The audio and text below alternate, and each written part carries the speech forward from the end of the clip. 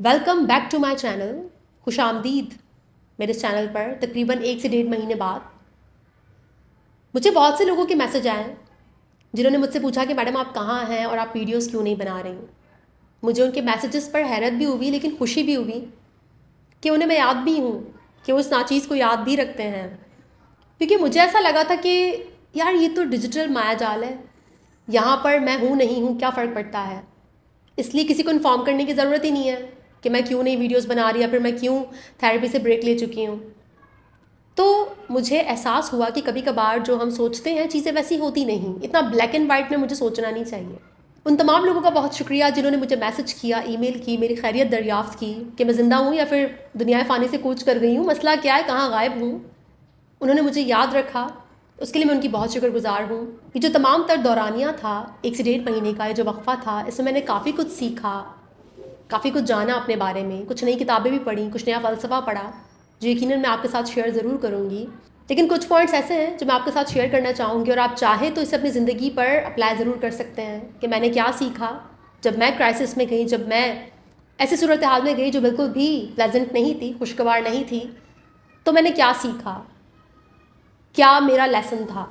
Number 1 lesson तो मैंने यही सीखा कि जितना हम अपने आप को अमेजिंग समझते हैं, जितना हमें लगता है कि हम क्राइसिस को, बुरे हालात को बहुत ग्रेसफुली हैंडल कर सकते हैं, क्योंकि भाई हमने तो बहुत किताबें पढ़ ली हैं, हम तो साइकोलॉजिस्ट बन गए हैं, तो हमें तो सब पता है, हम तो सब जानते हैं।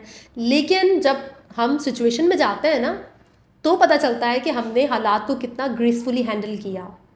कुछ मामलात ऐसे थे कि जहाँ पर मैंने यकीनन बहुत पुरवकार अंदाज में उन्हें डील किया, लेकिन कुछ चीज़ें ऐसी थीं कि जहाँ पर मैं बहुत बुरे तरीके से मैंने रिएक्ट किया, मेरा रिस्पॉन्स इतना अच्छा नहीं था। तो वहाँ पर मुझे पता चला कि मैं कितने पानी में हूँ। तो जब भी आप क्राइसिस में जाएँ ना, या आपके साथ कुछ ऐसा हादसा या वाक़या हो जाए कि जहाँ पर आप बहुत रिएक्ट कर बैठें, तो उसके बाद ना आपको अपने आप को शेम नहीं करना। जैसे इमरान खान साहब कहते हैं ना, आपने घबराना नहीं है, तो मैं कहूँगी आपने शेम नहीं करना खुद को, बल्कि आपने रिफ्लेक्ट करना है। कमी कहाँ रह गई, क्या मामलात हैं जो अभी तक आपकी समझ से बाहर हैं, वो कौन से इमोशंस हैं जिन्हें आप हैंडल करना नहीं सीखे। तो जब आप क्राइसिस से गुजरते हैं ना, उसके बाद आपके लिए बहुत बड़ा टाइम पीरियड रिफ्लेक्ट करने के लिए होता है। क्राइसिस बहुत बड़ी नेमत है।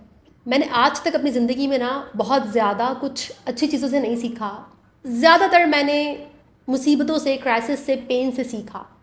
लेसन नंबर 2 जो मैंने सीखा वो ये था कि ब्रेक लेना बहुत ज़रूरी है अपने काम से।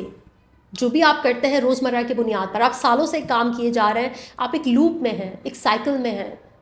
आपको साइकिल को तोड़ना बहुत ज़रूरी है, क्योंकि जैसे ही आप साइकिल को तोड़ते हैं और आप, वो जो लूप चल रहा है ना, वो जो साइकिल चल रही है, वो रुक जाती है, आप थम जाते हैं, आप थोड़ा सा पीछे जाते हैं, आप रेस्ट की पोजीशन में जाते हैं, आप स्लो हो जाते हैं। तो उसके बाद जब आपको दोबारा से साइकिल शुरू करने का मौका मिलता है ना, तो वो बड़ा डिफरेंट तरीके से आप उस नई साइकिल को शुरू करते हैं, उस नए काम को शुरू करते हैं।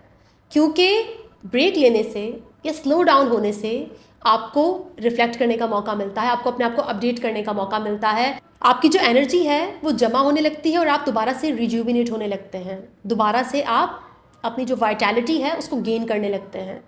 सुन त्सू भी अपनी किताब द आर्ट ऑफ वॉर में यही बात कहता है कि जब आपको लगे कि आप वीक हो रहे हो, आप हार रहे हो, तो उस टाइम पर सरेंडर करो। जब आप सरेंडर करते हो ना, जब आप हथियार डालते हो, तो ये वो टाइम पीरियड होता है जब आपको दोबारा से एनर्जी को गेन करने का मौका मिलता है। और इस बात को मैंने बाकायदा अपनी लाइफ में फ़ील किया इस दौरानिए में, कि जब मैंने ब्रेक लिया और मैं बोर हो रही थी, मेरे पास कुछ करने को नहीं था, तो ये वो टाइम था जब मेरी एनर्जी दोबारा से रिवाइटलाइज होना शुरू हो गई। तीसरा अहम पॉइंट, जब भी आप ब्रेक लें, वक्फ़ा लें, तो इसका ये मतलब नहीं है कि आप जाकर फेसबुक पर जो भी आपके वेकेशंस हैं, जहाँ पर आप गए हो, आप वहाँ की तस्वीरें पोस्ट करना शुरू कर दो। या फिर अगर आप कोई किताब पढ़ रहे हो और आपने किताब की तस्वीरें पोस्ट करना शुरू कर दी कि देखो मैं कितना डीप थिंकर हूँ, मैंने ब्रेक लिया है और मैं किताबों पे किताबें पढ़ा जा रहा हूँ, तो ये सब ड्रामे होते हैं, इनको हम ड्रामे कहते हैं, और ये ब्रेक नहीं है। अगर आपने ब्रेक लेना है तो जेन्युइनली लें और बिल्कुल गायब हो जाएं, अपने आप के साथ वक्त गुजारें। इस दुनिया में सबसे मुश्किल काम ना अपने आप के साथ बैठना है, अपने आप के साथ वक्त गुजारना। और यही सबसे ज़रूरी काम है। आपको अपने आप के साथ वक्त गुजारना आना चाहिए।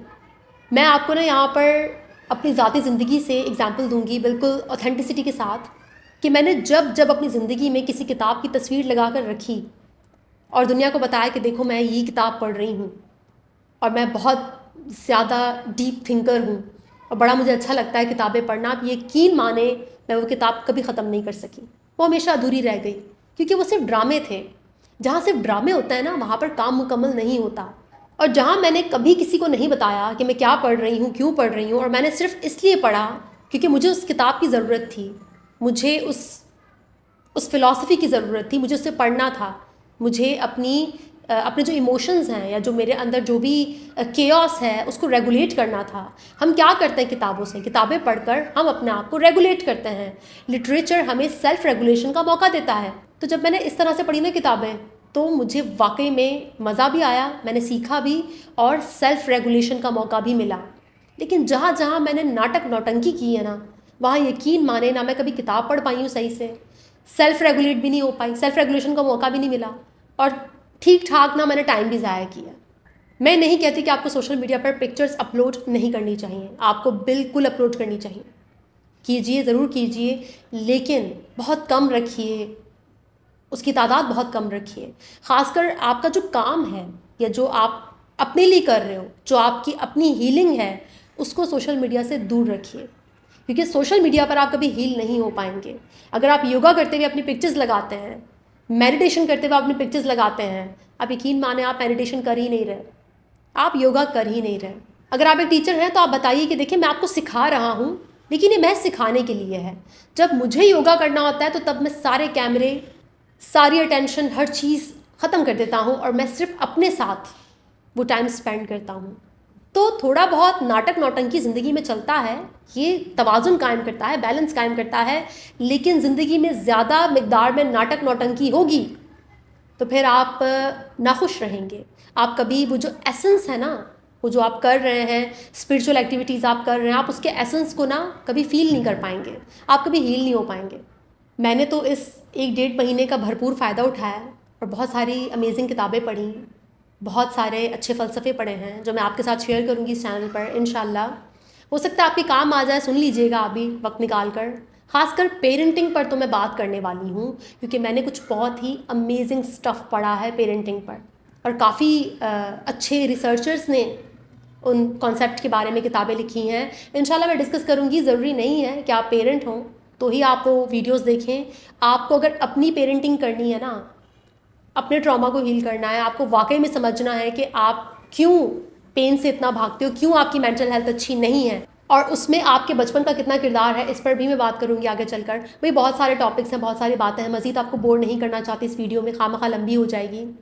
बस आपको मकसद ये बताना था कि इस वक्त अपनी ज़िंदगी में आप जो भी कर रहे हैं और आपको लगता है कि आप बहुत एग्जॉस्ट हो गए हैं, आपने काफ़ी अरसे से आप स्लो डाउन नहीं हुए, आपने ब्रेक नहीं लिया, तो ब्रेक लीजिए, स्लो डाउन हो जाइए। अगर आप बिल्कुल ब्रेक नहीं ले सकते, मेरी तरह ये लग्जरी आपके पास नहीं है, तो एटलीस्ट स्लो डाउन हो जाइए, कुछ एक्टिविटीज़ को कट डाउन कर दीजिए और थम जाइए। आप देखिएगा कि कुछ अरसे बाद ना आप उस एनर्जी को वापस फील कर पाएंगे जो आपको लगता है कि आपके अंदर नहीं है।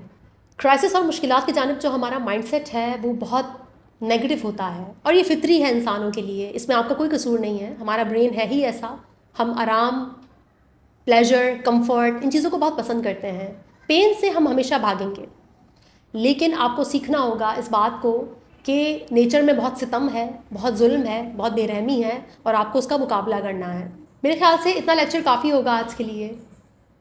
इंशाल्लाह वीडियो से मुलाकात होती रहेगी, तब तक के लिए अपना बहुत ख्याल रखिएगा। Thank you so much.